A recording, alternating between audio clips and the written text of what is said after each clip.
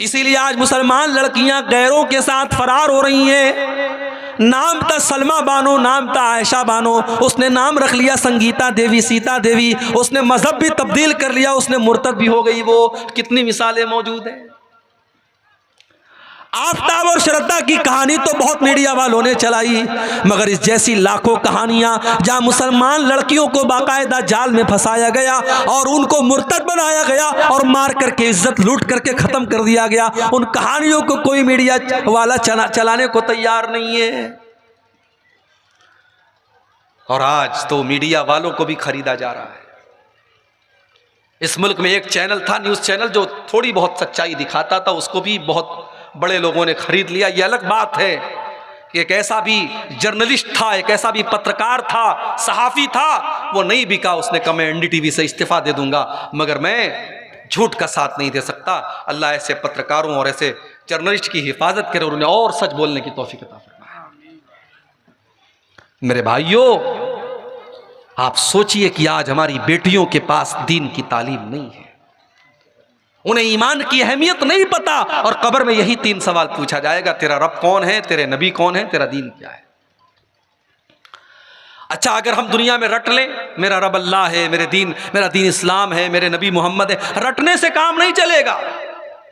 रटना नहीं है। अगर आप चाहते हैं कि कब्र में आपके मुंह से सही जवाब निकले, तो आपको अल्लाह वाली जिंदगी गुजारनी पड़ेगी। अगर आप चाहते हैं कि कब्र में आपके मुंह से निकले मेरा दीन इस्लाम है, तो आपको इस्लाम पर चलना पड़ेगा। आपकी जिंदगी इस्लाम वाली होगी, तब कब्र में सही जवाब निकलेगा। अगर आप चाहते हैं कि कब्र में जब फरिश्ता पूछे तेरे नबी कौन है, और आपके मुंह से ये निकले मेरे नबी मोहम्मद सल्लल्लाहु अलैहि वसल्लम है, तो आपको अल्लाह के नबी के तरीके पर जिंदगी गुजारनी पड़ेगी। जो बंदा मोमिन होगा, जिसने ईमान वाली जिंदगी गुजारी होगी, वो इन 3 सवालों का सही जवाब देगा। वो कहेगा मेरा रब अल्लाह है, मेरा दीन इस्लाम है, मेरे नबी मोहम्मद हैं। फरिश्ता पूछेगा वमा युदरी का, तुझे इन 3 सवालों का जवाब कैसे पता चला। बंदा कहेगा करातु किताब अल्लाह, मैंने कुरान को पढ़ा था, मैंने हदीसों को पढ़ा था, मैंने अल्लाह और उसके रसूल की बातों को पढ़ा था। आज कौन पढ़ता है? कौन पढ़ता है कुरान को आज? पहले तो बूढ़ी औरतें घर में रहती थी, वो बेचारी सुबह सुबह कुरान पढ़ती थी। अब तो वो बूढ़ियां भी खत्म हो गई। अब की तो औरतें वो हैं कि सुबह को वो उठती हैं तो मोबाइल पर सीरियल देखती हैं, पहले रात को बिस्तर पे सोने लगती है तो सीरियल देखती हैं। नौजवान को गाना सुनने से फुर्सत नहीं, बुढ़ों को गाना सुनने से फुर्सत नहीं। आज हमारे घरों में कुरान कौन पढ़ता है? मेरे भाई, अपने दिल पर हाथ रख करके बताओ कि आखिरी टाइम आपने कुरान को कब पढ़ा? हमने कुरान के साथ बहुत नाइंसाफी की है, और कल क़यामत के दिन अल्लाह के नबी हमारा गिरबान पकड़ेंगे, और अल्लाह के नबी क़यामत के दिन अल्लाह की बारगाह में कहेंगे वक़ाल रसूल या रब इन्न कौमी इत्तख़ज़ू हाज़ल कुरान महजूरा। अल्लाह के रसूल कहेंगे ऐ अल्लाह, मेरी इस कौम ने कुरान को छोड़ दिया था, कुरान को छोड़ दिया था। अल्लाह, कब्र में 3 सवालों का जवाब देने वाला कहेगा मैंने कुरान को पढ़ा था। और जो इंसान काफिर था, मुनाफिक था, इस्लाम पर नहीं चलता था, उसके मुंह से सही जवाब नहीं निकलेगा। वो चाह करके भी सही जवाब नहीं दे पाएगा। उसके मुंह से बस एक ही जवाब निकलेगा, हा हा ला अदरी, हाय हाय मैं नहीं जानता। फरिश्ता कहेगा तू नहीं जानता इसलिए कि माँ दरईता व माँ तलईता, न तूने इल्म हासिल किया, न तूने कुरान पढ़ा, न तूने हदीस पढ़ी, न तूने उलमा से इल्म हासिल किया, न तू मदरसे गया, न तूने उलमा से सीखा, न तो तूने इल्म हासिल किया, न तूने खुद पढ़ने की कोशिश की। तो अल्लाह ने फरमाया कल्ला सौफ तालमून, अन करीब तुम जान जाओगे। सुम्मा कल्ला सौफ तालमून, तुम जरूर जान जाओगे अपनी हकीकत को। कल्ला लौ तालमून इल्मल यकीन, मेरे बंदो अगर तुम यकीन की नजर से कब्र का मंजर देख लो तो अपने मुर्दों को दफनाना बंद कर दोगे। अगर कब्र के अंदर जो अजाब हो रहा है, अगर वो अजाब हमारी आंखों के सामने आ जाए मेरे भाई, तो कोई अपने बाप को कब्रिस्तान लेके नहीं जाएगा, कोई अपने बेटे को कब्रिस्तान लेके नहीं जाएगा। अल्लाह के नबी फरमाते हैं कि अगर मुझे इस बात का डर ना होता कि तुम अपने मुर्दों को दफनाना बंद कर दोगे तो मैं अल्लाह से दुआ करता कि वो अजाब कब्र की आवाज तुमको सुना दे, लेकिन हम सुन लेंगे तो मुर्दों को दफनाना बंद कर देंगे। कल्ला लौ तालमून इल्मल यकीन, मेरे बंदो अगर तुम यकीन की नजर से कब्र के अजाब को देख लो, अल्लाह के अजाब को देख लो तो तुम्हारा क्या हाल होगा। लतरवुन्नल जहीम, तुम जरूर जहन्नम को देखोगे। जहन्नम, हाय हाय, अब ये पूरा एक टॉपिक है कि जहन्नम कैसी है और क्या है। कभी इंशाअल्लाह आपके इलाके में मौका मिला तो तकरीर इस पर होगी कि जहन्नम कैसी होगी। इतना समझ लीजिए कि तकलीफ और टॉर्चर की आखिरी हद है जहन्नम। जहन्नम वो जगह है जहां आप मौत की आरजू करेंगे मगर मौत नहीं मिलेगी। जहन्नम वो जगह है जो अल्लाह ने अपने नाफरमानों के लिए सजा के तौर पे तैयार करके रखी है। कुल्लमा नज़िजत जुलूदुहुम बद्दलनाहुम जुलूदन गैरहा लियज़ूक़ुल अज़ाब, जब जहन्नमियों के चमड़े जहन्नम की आग में जलने लगेंगे तो हम उनके ऊपर नया चमड़ा चढ़ा देंगे ताकि बार बार जलने की तकलीफ उनको महसूस हो। जहन्नमियों को आग का बिस्तर दिया जाएगा, उनको ऐसा फल दिया जाएगा जिसको खाने के बाद उनका पेट अंगारा बन जाएगा, उसको कड़वा कसैला जहन्नमियों का पीप और मवाद पिलाया जाएगा। लतरवुन्नल जहीम, मेरे बंदो तुम जहन्नम को जरूर देखोगे। मेरे भाइयों, आज अगर दुनिया में कोई जल जाए उसकी लाश को देख करके हम बर्दाश्त नहीं कर सकते। सोचो मेरे भाइयों, हमारे बेटे और बेटियां जहन्नम की आग में जले, हम ये कैसे गवारा कर सकते हैं। हमारी बीवी, हमारा परिवार जहन्नम की आग में जले, हम ये कैसे गवारा कर सकते हैं। लतरवुन्नल जहीम, मेरे बंदो तुम जरूर जहन्नम को देखोगे। सुम्मा लतरवुन्नहा ऐनल यकीन, तुम यकीन की नजरों से जहन्नम को देखोगे। सुम्मा लतुसअलुन्न यौमइज़िन अनिन नईम, और दुनिया में हमने जो नेमतें दी हैं उन नेमतों का तुमको कयामत के दिन हिसाब देना पड़ेगा। एक वाकया सुना करके बात खत्म कर रहा हूं, रात काफी हो रही है।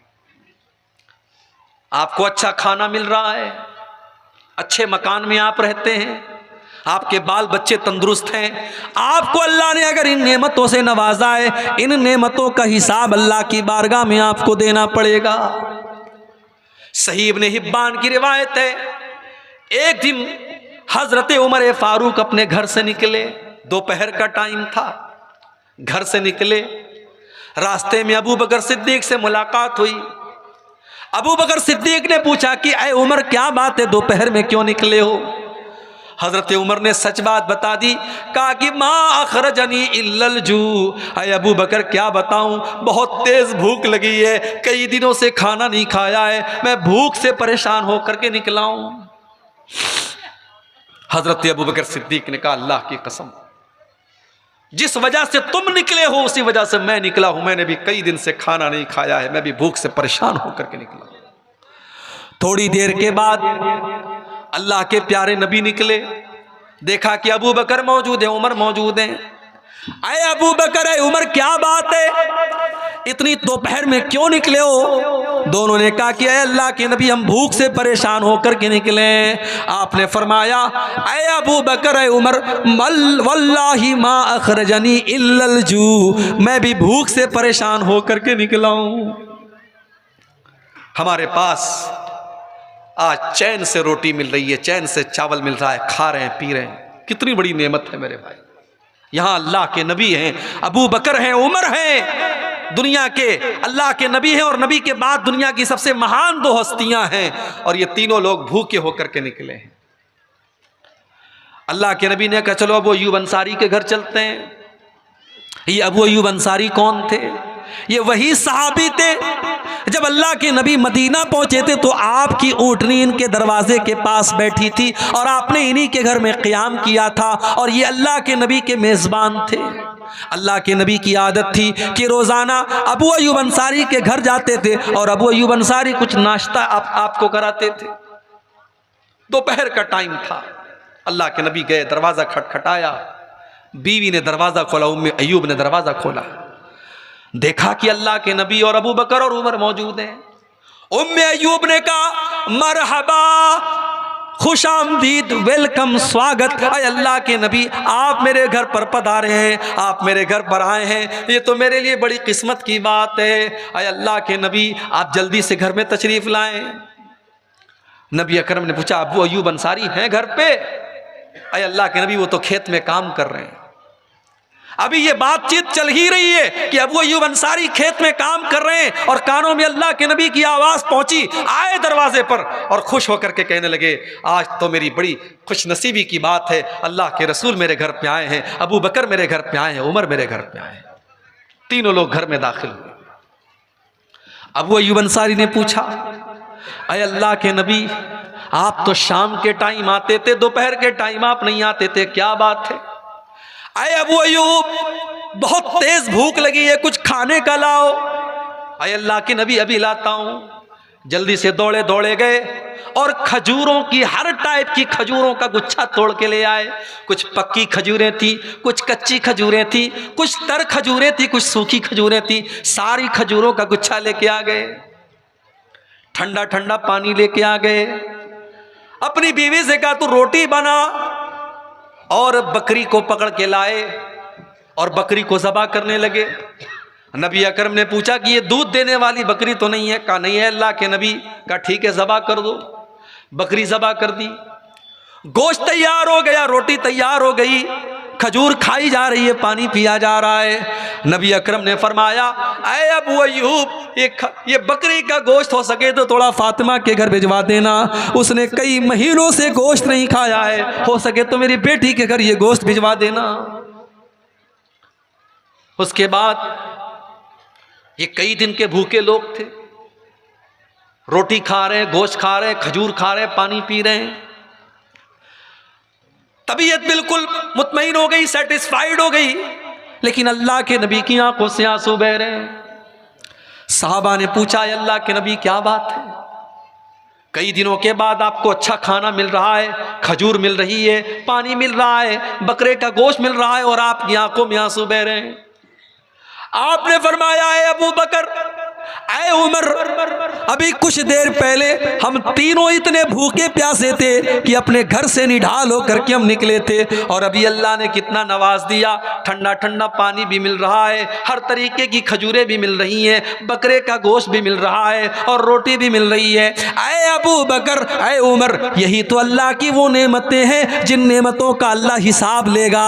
और अल्लाह ने कुरान में ये कह भी दिया है लतुसअलुन्ना यौमइज़िन अनिन नईम, मेरे बंदो तुमसे अल्लाह तुम्हारी नेमतों का हिसाब लेगा। मेरे भाइयों, मेरे नौजवान साथियों, अगर आप खूबसूरत हैं तो ये खूबसूरती भी नेमत है और अल्लाह हिसाब लेगा। अगर आप बॉडी बिल्डर हैं और आपके बदन में ताकत है, इस ताकत का अल्लाह हिसाब लेगा। अगर आप पूरे गांव में सबसे ज्यादा पैसे वाले हैं और आपके पास दौलत है, इस दौलत का अल्लाह हिसाब लेगा। अगर आप बाल बच्चे वाले हैं और आपके बहुत सारे बच्चे हैं और सब तंदुरुस्त हैं, खुशहाल हैं, इन बच्चों का भी अल्लाह हिसाब लेगा। लतुसअलुन्ना यौमइज़िन अनिन नईम, अल्लाह अपनी नेमतों का हिसाब लेगा।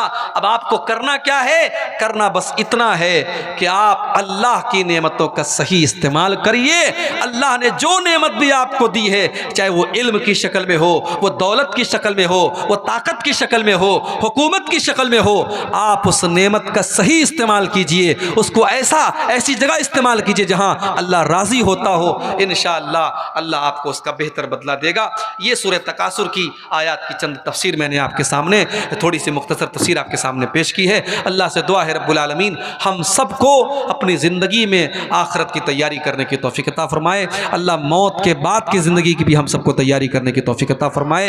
आमीन। व आखिर दावाना अनिल हम्दुलिल्लाहि रब्बिल आलमीन।